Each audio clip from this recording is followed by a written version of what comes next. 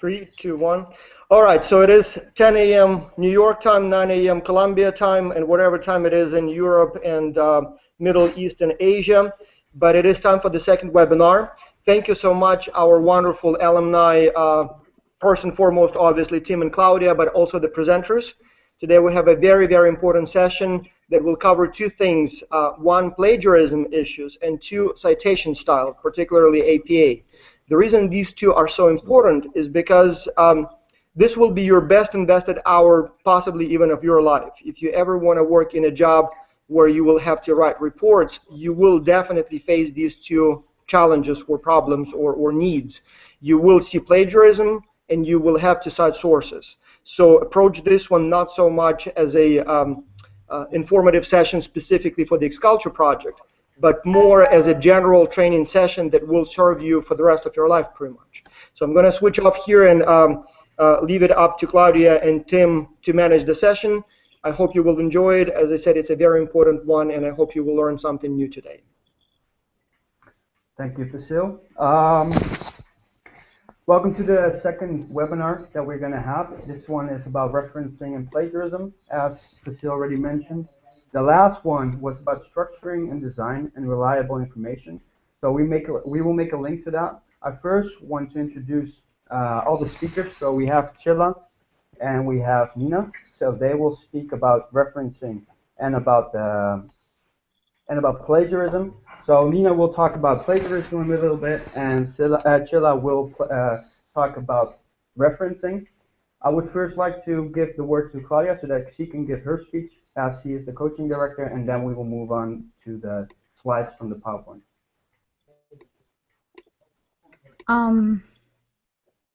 Okay. Good morning. My name is Claudia. I'm the coaching director. I hope this webinar is useful for you guys to develop the best report, not to plagiarize, because that is one of the important evaluation X-Culture does on your report. And yeah, that's pretty much it. I hope all your questions are answered. If not, we will post the mail. You can send the questions there, or you can ask them live.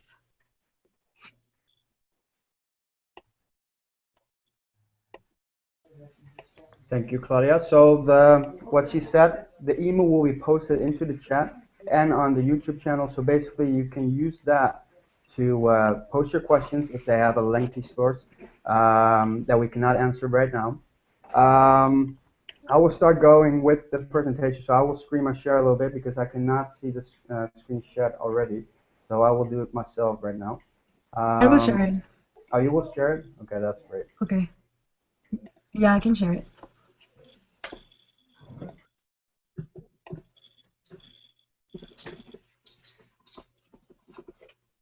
Okay, ready. I cannot see it myself right now, so I will quickly share my screen. So that maybe. Can you see it now? Yes, now. Okay, then I will switch back again. Okay. Okay, great, Claudia. Just make it on like a big view. Yeah, can you please share it on a bigger screen? Put on present, please. I already did that. Is working now?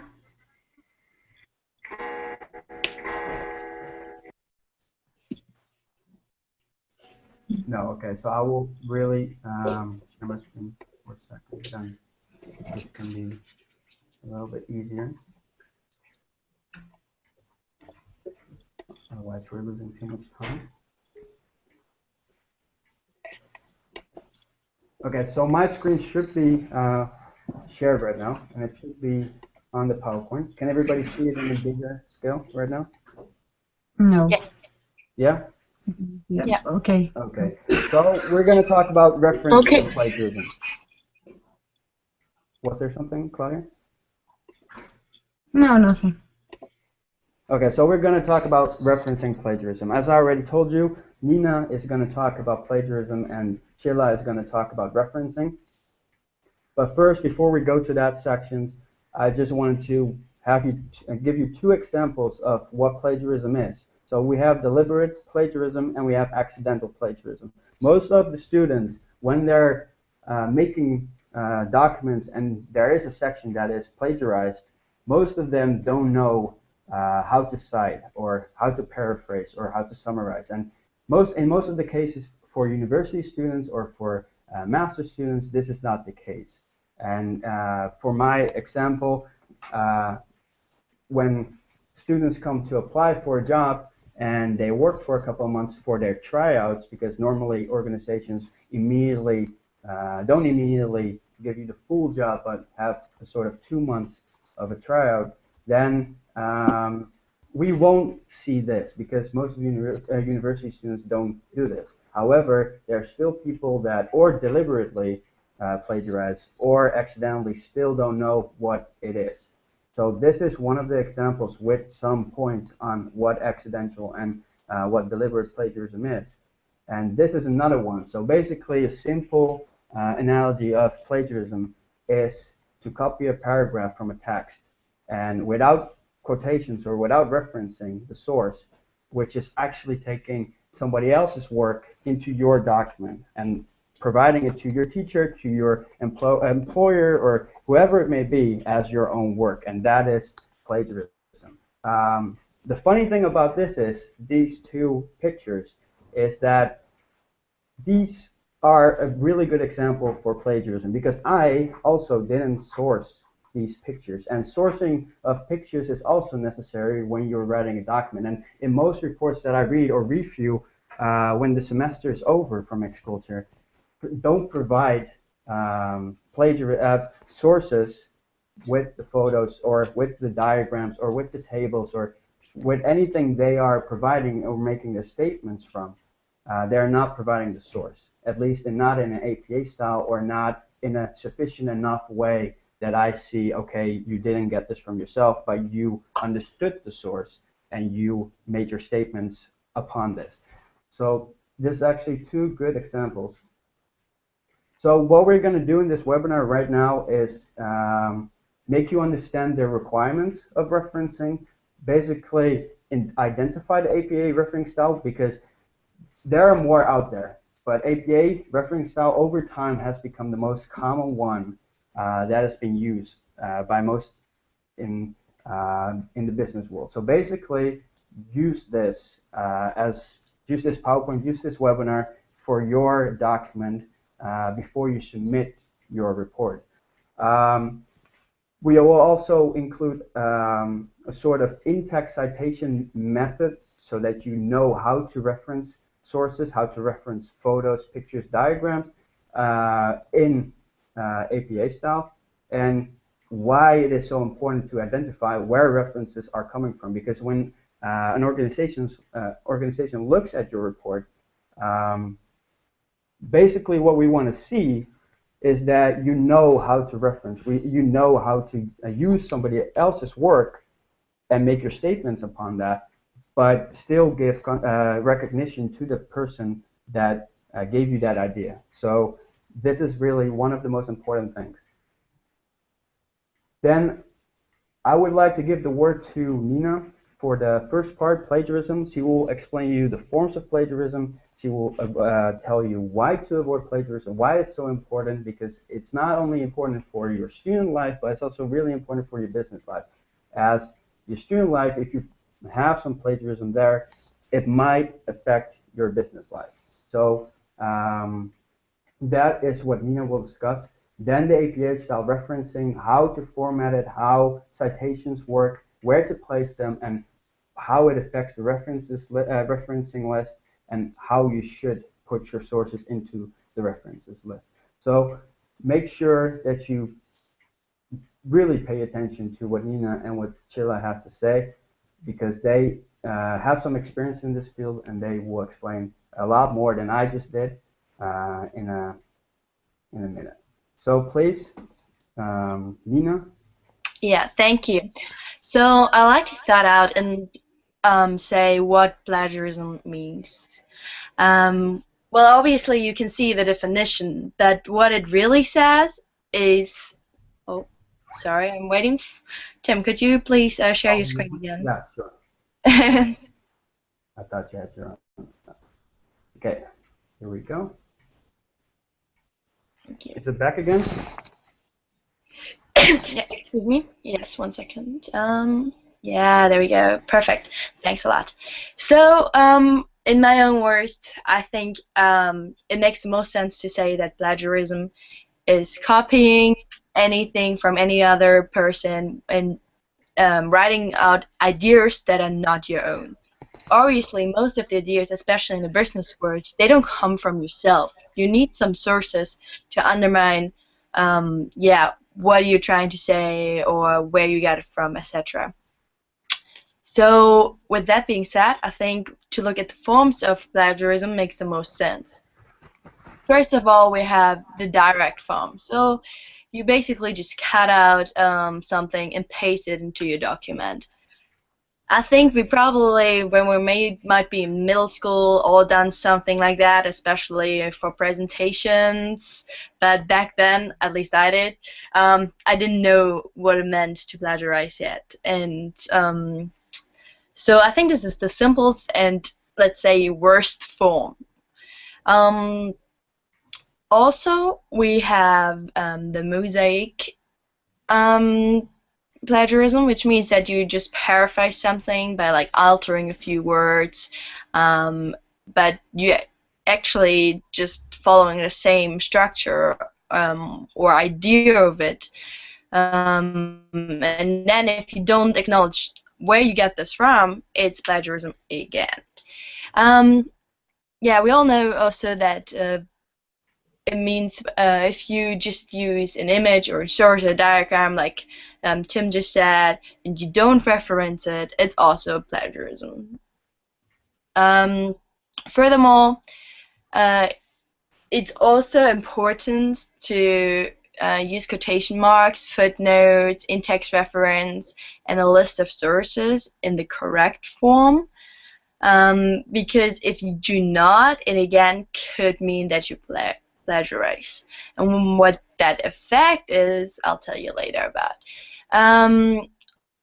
Okay, then I mean, we all have done some work for different projects, maybe for school, etc. And sometimes it's pretty easy if you talk about, or if you have to do another project, a part of a report on the same topic, that you just say, okay, well, I already did something on it, so I can just use this again, right? Well, not quite, because recycling your own work, which already has been submitted, can mean that you also plagiarize basically yourself. So you need to make sure that you have the permission from all professors and also text your cite text your own work.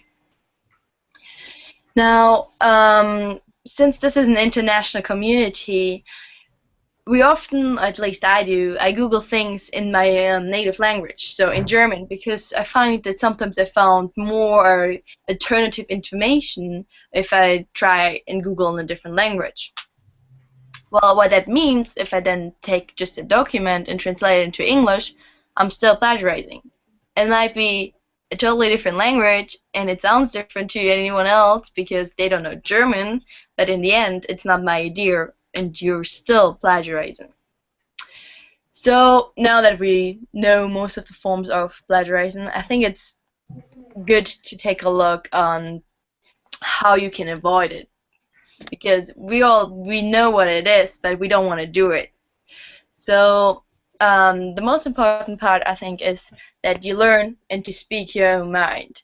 So you read a lot of different things online, and people tend to take the words of others. This not only happens when you write a report, this also happens when someone, for example, is telling a story and you're telling the same story to a friend. You're more likely to repeat exactly or like very similar what your friend has said than putting your own story, especially if it's about something. Let's say two of you go to visit a city like London, and you come back home and your friend tells the story about how you had the greatest times in London together in the most amazing way, and you're like, okay, next time I talk to my parents and I tell them story about London, I'm just gonna use the same way. So, well, you just really repeating what someone else said, but what is your own mind? How did you think about it? Now, the same thing works with writing papers. Just don't write what you see or what you hear from others, but write it in your own words and your own ideas. And then you avoid plagiarism. Now, when you do when you plagiarize, there are certain things that can evolve from it. So, for example, if you're just a student, you can be actually suspended, expelled, and it will be on your academic record. So whoever will be your future employment will see that you have plagiarized. Additionally, for example, at my school, we are not allowed to take any exams for half a year, which we have a lot of exams, meaning you, in our case, you'd fall back in your study time, and we probably have to take a catch-up semester, etc., which again, I mean, it's not only costly, but also very bad for your future. Academically seen is... Oh, I think we have to wait for a PowerPoint for 1 second. Oh, there we are. Okay, great. In an academic background, your career can literally be destroyed.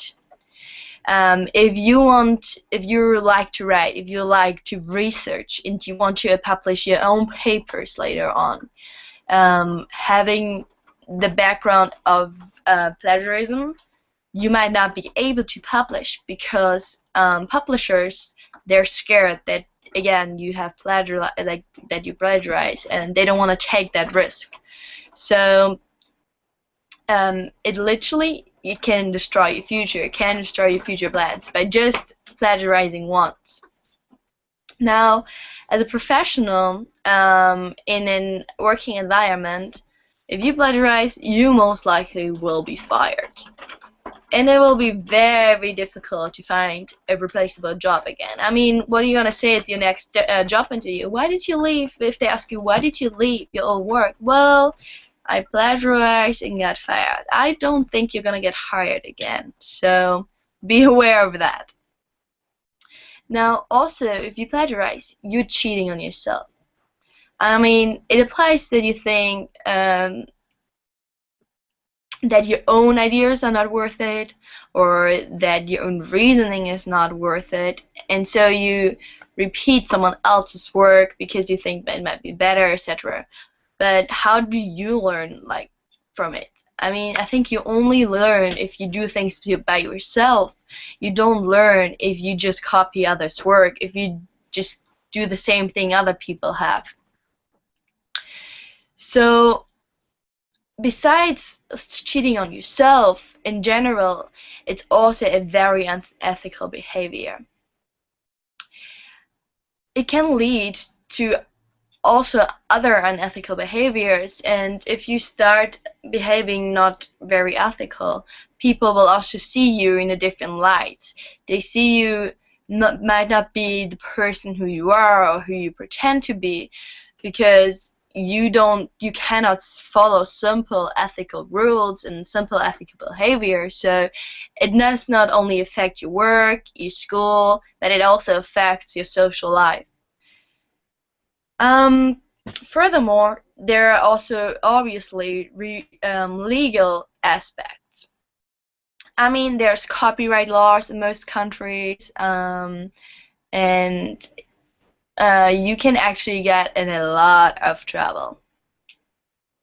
An author is entitled to sue a plagiarist, and this can also lead to monetary penalties, which we all are students, so I don't think it's a good idea to get a monetary penalty. I mean, we don't have that extra cash lying around, at least most of us don't. So be aware of that. Always think about the legal, ethical, and yourself, like the aspects why you should really avoid it, and try to be yourself, speak your mind, and do what you think is right.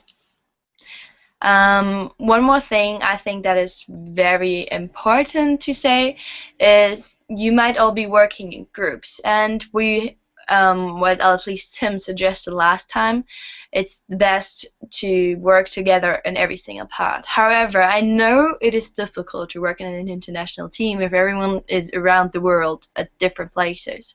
So it might not be possible that you all are working together on every single part, meaning you should also check your partner's work. This is for your own, let's say, safety or your group safety, because sometimes people also don't mean to plagiarize and they accidentally did it, and then you can say, hey, I found this on the internet just the same way like you wrote it. Maybe we can work together on rewriting it and putting the right sources into it, find different sources, and make our own idea maybe out of it. So I think with that being said, we know the most important things about plagiarism, and I'd like to put the word over to Tim again, maybe. Yeah, so Nina mentioned a couple of things that are really important. I will try to get the PowerPoint here as well while I'm sharing my screen.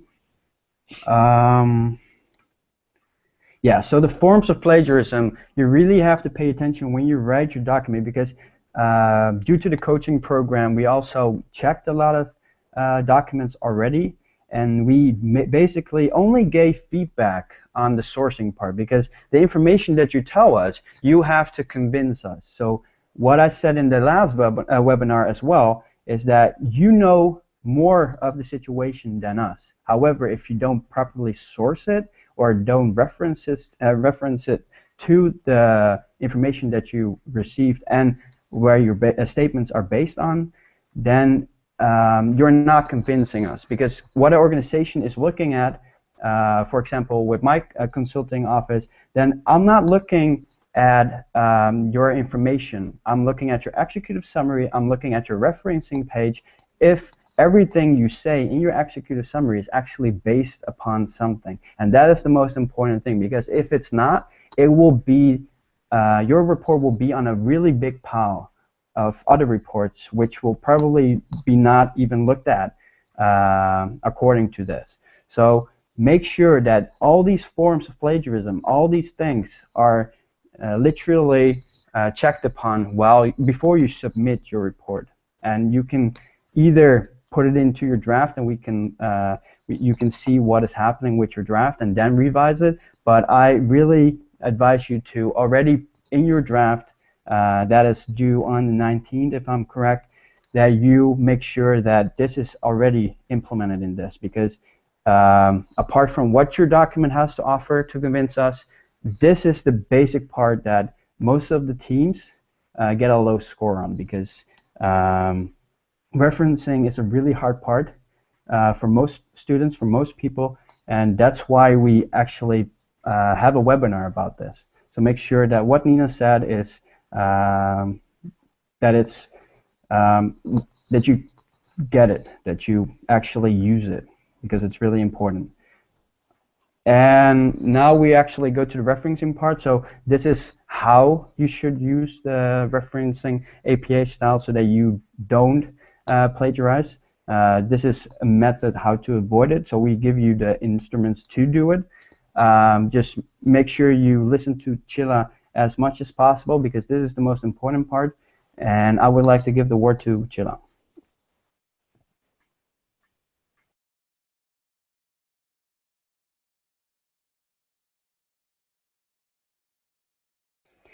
Chila, your mic is still muted.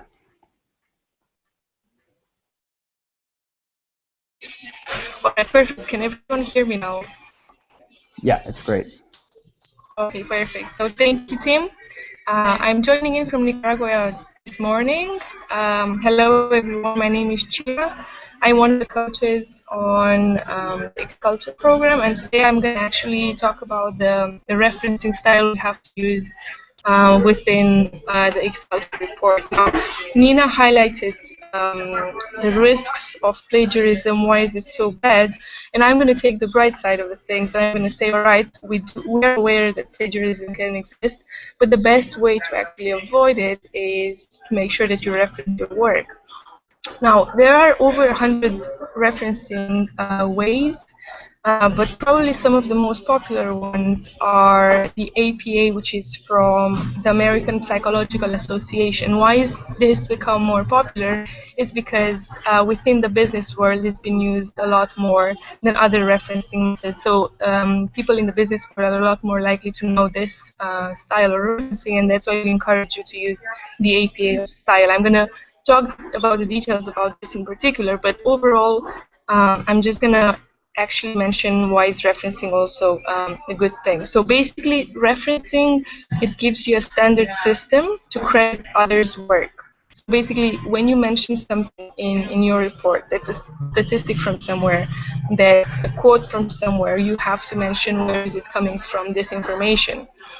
So referencing is a way of avoiding plagiarism, but by providing the author's name and giving actually credit to him, saying that he is actually the one from whom the information comes from. Any reference to other sources has to be cited within the report, because otherwise it will be considered plagiarism. Perfect. Each referencing style has its own format.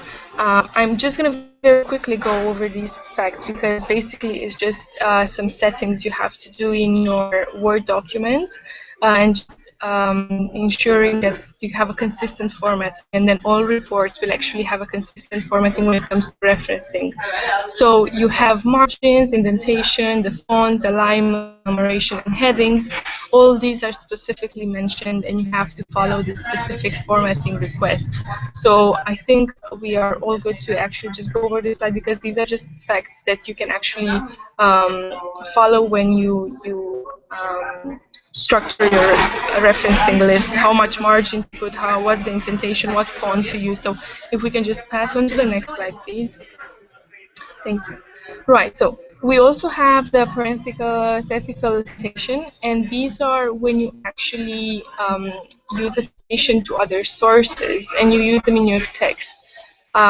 When you're working on this, you have to make sure that you mention the author's last name and the date of publication. Now, if there is a direct citation, which means you're using the citation form for copy-pasting the same exact word-by-word phrase, this is a direct citation. Then you have to make sure that you add the page number. So in case anyone goes to the source, they can actually look up the page from where this quote comes from. So it's basically just a copy paste.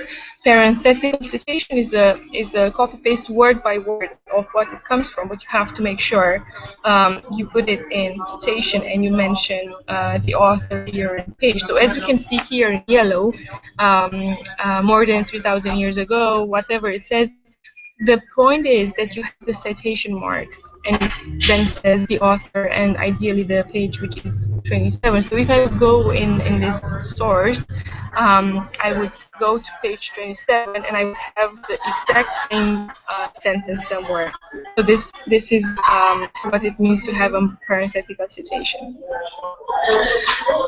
Right, so what is also important to know is that there are different ways we can actually use the referencing style. So we have idea-focused, researcher-focused, and chronological-focused. Right, now if it's idea-focused, which is usually the most common one, is that you put the name of the author and the date in parentheses at the beginning or at the end of the sentence. So for an example here, we're going to have the same sentence across for our examples. It's just something made up, so really don't look up this. But our example we are going to use now is that there were 50,000 people in London who purchased a laptop last year. It's not my information because I can not possibly know by myself this fact. However, I looked at Smith. What this tells me that Mr. Smith or Mrs. Smith researched in 2015, and they found this fact. So I'm mentioning fact, and then at the end I put the author's name and the year, right? Now, if it's a researcher focus, we can also mention the author within the sentence, and therefore in the brackets we're going to only put the year of the research. So for instance, if we would say that according to Smith, in the brackets we only have to mention 2015 because we are already being told who's the author, which is Mr. or Mrs. Smith, right? So according to Smith 2015, there were 50,000 people in London who purchased the laptop last year, and from here I can get out the same information as in the first example, but it's just a different focus reference, right? So here in the brackets I'm just going to put the year because the author is mentioned outside of the brackets. We also have a third type, which is the chronological focus, and here we integrate both the author and the date in the text. So, for example, for the same sentence, we would say that according to a research published by Smith in 2015, there were 50,000 people in London who purchased a laptop last year. So for this example, we have the author, Smith, and 2015 presented in the text. So we actually don't have to use the bracket because we are already being told who is the author and when was the research conducted. Claudia, can you please go on to the next one? Thank you. All right, so as we have across our report, every time you have information from a different author, you're going to have to put a reference.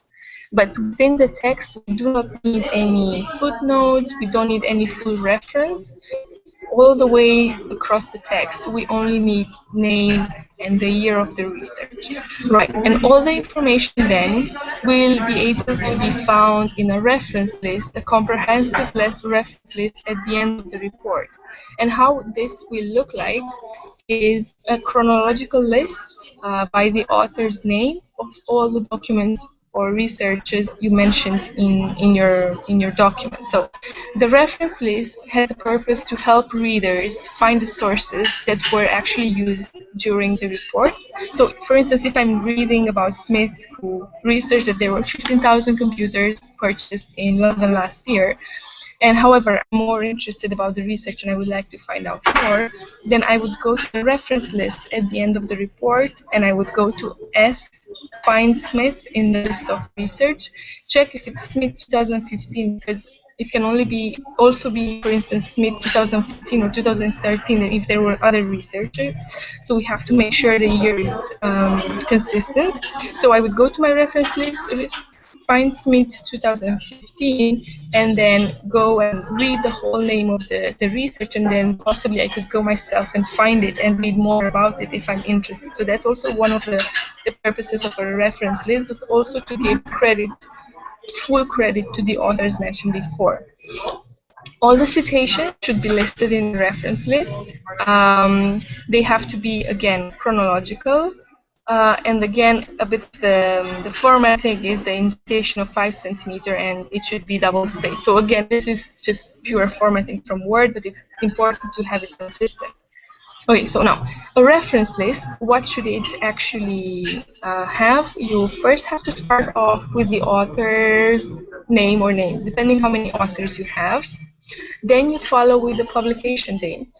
You follow in italics with the title of the work of the research, and then you finish with the publication data.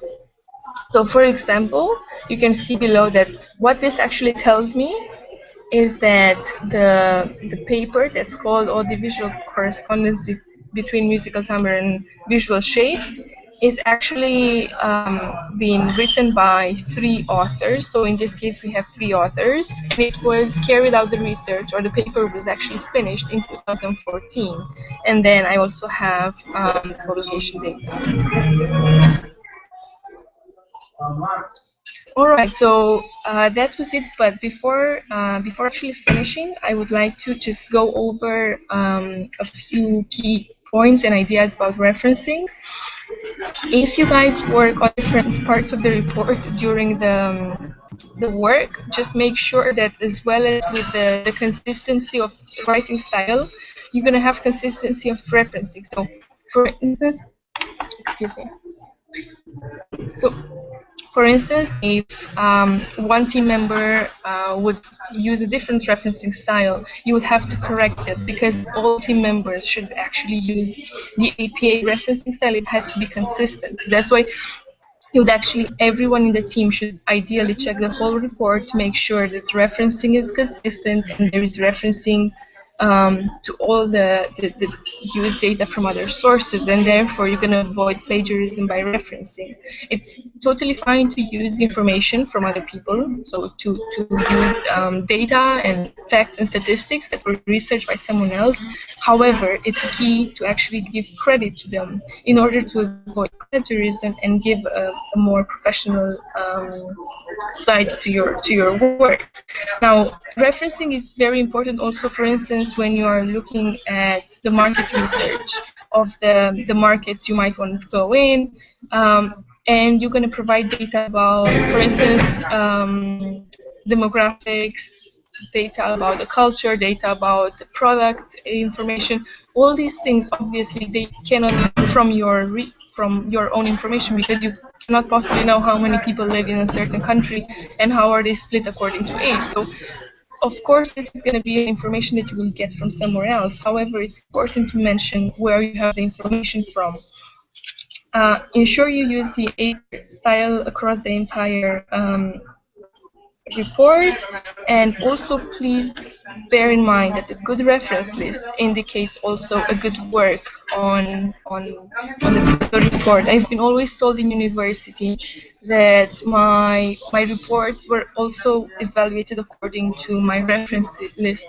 The better and the more well structured and with really reliable sources of information, the reference list actually shows to some extent the type of research you use.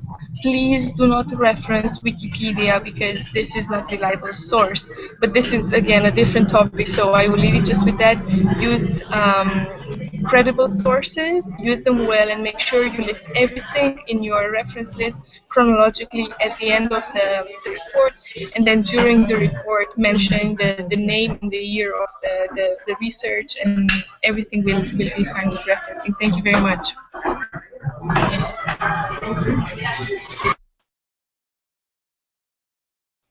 All right, yeah. Nina, Cilla, sorry, mentioned a really couple of important points on the referencing part, and I only am gonna briefly touch upon this because otherwise we're gonna talk too long about referencing, although we're in the question and answers period. But I just want to give a brief notion on what she said about how important the reference list is. So basically, organizations do check your referencing list. Universities do check your referencing list, and not because it's so informative, because basically you're only giving a list of sources that you have been using for your report and for your statements. However, it tells a story. So what I see in most reports nowadays is that they are doing a lot of research and they are referencing it in APA style. However, when you reference it in APA style, you can also see when the publication date was. And for most of the papers that universities or university students have to write nowadays require not referencing parts that come out of 2009 and 2008. If you're writing something for a business, they don't want to have information from 8 years ago or 7 years ago.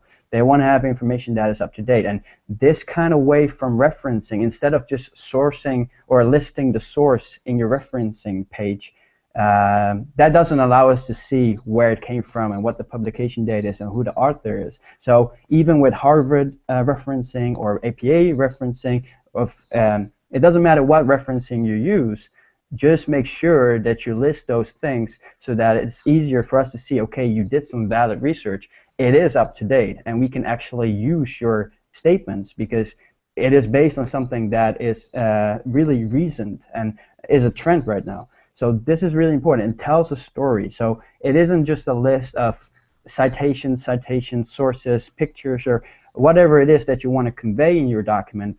It isn't just a list. It's basically a second executive summary, if you will, that explains what you have been doing, what research you have done, and how you make your statements reliable. So that is really important for organizations. So make sure that your executive summary is really good, and that your referencing page is really good, and that it adds up to what you have been saying in the body of your report, because the executive summary is just a summary of your body. So if your executive summary is really good, but your body is not aligning to that executive summary, or the referencing that you did in your body is not aligning to your referencing page, that will cause a problem. So basically, not only your sources have to be reliable, but the way you are trying to convince us, so the way every single section that you have done in Xculture in the period, in those 10 weeks, those have to be aligned to each other, so that when I read section 1, if I'm really interested after the executive summary, that I don't start reading section 1 and that I suddenly, when I read section 2, I'm in a complete different story. So I want to see links to section 1. I want to see links to section 3. I want to see that every single piece of your document is one big speech that is aligned to each other and is backed up by a good sourcing reference.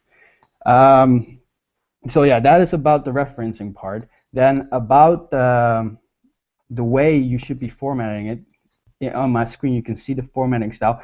As Chilla already said, it's just a format, so basically there's not much to say about this, and with every referencing way it changes. However, what this does is basically tell you what to do, so it's a guideline you can use, so it makes it easier for you to implement those references. So make sure you do that, and pay more attention actually to the following slide, if it actually works. Yeah, so really pay attention to this, because this is where most documents fail to do. Basically, provide the referencing list as it is a story, provided with an author name, a publication date, a title of the work, publication data. Actually, there is a section in Word or InDesign or whichever platform you're using to make your project or report stand out. Make sure that you use those things, because there's actually a section, just like a grammar check system, that also allows you to put in sources into Word, and Word actually gives you a line, such as the example here below, which is already in APA style. So you only have to fill in sections, like then you get a whole list, like a survey, and you get author name, and you only have to fill in the author name, instead of that you have to think about, oh, how is APA style again? How should I make this? Instead of looking at this example, you can use that system to make the referencing for you. So I'm not sure if it happens with every program, but at least for sure I know that Word gives that option to you. So if you are working in Word, maybe that's an option for you to make it easier for you to implement it, instead of looking at this example.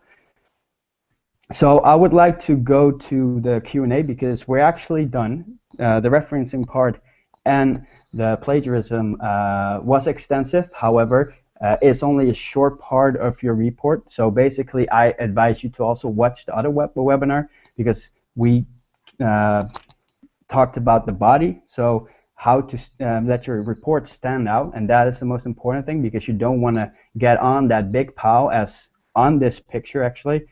So make sure we're not like this, because actually when you're delivering your preliminary draft or final report, this is us. We're actually trying to mount up to all the reports that we're getting in, because there are enough teams for us to actually get reports from. So for you, it's only an easy job to get your submitted report before the 19th and the 22nd. So make sure that your report doesn't end up in that pile, but actually surprise us, be unique, be diverse, and be and back your statements up with sources, and you will be set on a different pile so that we can look at that in a direct version, so that we pay more attention to it. And that is for me the case, because when I'm reviewing the documents, or the reports, I'm actually just making a big pile. Okay, this is looks generic, so I'm going to read that later. But oh, this has a nice cover. This has I'm going to read the executive summary first, and then when that attracts my attention, then it's going to be on a different pile, because I actually want to pay attention to what you said, and if your body is backed up by sources. So basically, make sure that you check the other webinar if you haven't already, and make sure that all those tips that we gave in these 2 webinars, which probably will be more webinars in the next semester. However, make sure that in your semester you make sure that all those tips are taken in and that you implement them to make your report better and stand out, because that's in the end your goal, because most students want to pass for their course, which X-Culture is implemented in. However, there are also people that want to excel in X-Culture and maybe join the Alumni Association later. So make sure that you take really good attention to the plagiarism and referencing part, because that is where most of the documents are graded upon. So if anybody has questions, back to the Q&A, please send them to the coaching Gmail that we have. Claudia already posted it on YouTube channel. If not, she will post it. She will also post it into the Hangouts here in the chat. So if you want to check it, then that is fine as well. I can see that she already did it here, if you can see my screen. Yeah. If you have any other questions, or if the coaches actually, because I'm keep on talking, but if any of the coaches right now still has something to share, please do so. We still have 15 minutes, so if people want to ask questions or coaches want to address something that's really important, please do, and I will shut off my mic for a little bit. I just want to make like one last note. For the referencing, you usually have to, between different documents, for example, if it's a book or if it's a journal article or something, they have like some differences on how you reference that. So you should take a look on the link I sent to the Hangouts. I will also post it on the YouTube. And that's pretty much it. Oh, also about how to generate those references. There are a lot of probably pages or websites where you can do that. I will also post one example of them on the YouTube channel and here in the chat group. And that's pretty much it.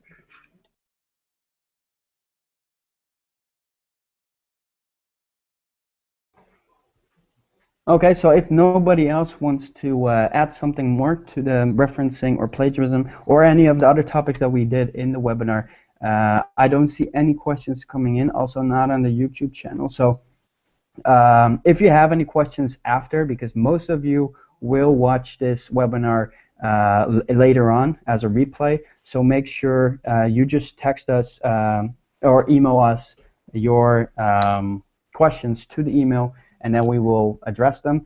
Maybe you have some questions about the last couple of bits that you have to submit, or for the draft, or for everything else. So make sure you do that.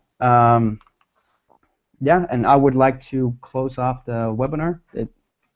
I thank you all for paying attention. I hope you learned something from this, because actually this is where it goes wrong most of the time, the referencing and the paraphrasing of words. Most of the time people think that they're referencing and that they are paraphrasing in their own words. However, it still is too identical to what the other reader or other author has been writing, which makes it still plagiarism, because the system that we're using for plagiarism to check it basically is really advanced. So if anything happens like that, or you think you're clever enough to bypass us, then I would like to suggest that you think again, because it will come out if you if you did some plagiarism. So make sure that these sections, at least these sections, are up to date and that you paid attention to this.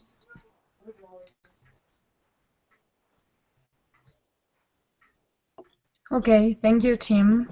I also hope these really help everyone. Thank you to the speakers. So yeah, if you have any questions, you can always send them to the coaching mail. Oh yeah, and before we close off the whole webinar, just something that I forgot to say. If you send an email to the coaching email, and if you would like to receive the PowerPoint, you can. So basically, send an email to the email provided, and ask for the PowerPoint if you want it, because maybe you watch this webinar, or maybe you're watching it on YouTube, but you want to have a concrete version of it. We can just give you a digital version of it, and then you can use that for your report when you are writing or improving or implementing the referencing before you have to submit it. So that is also possible. So if you have any questions or you want to have the PowerPoint, please do so.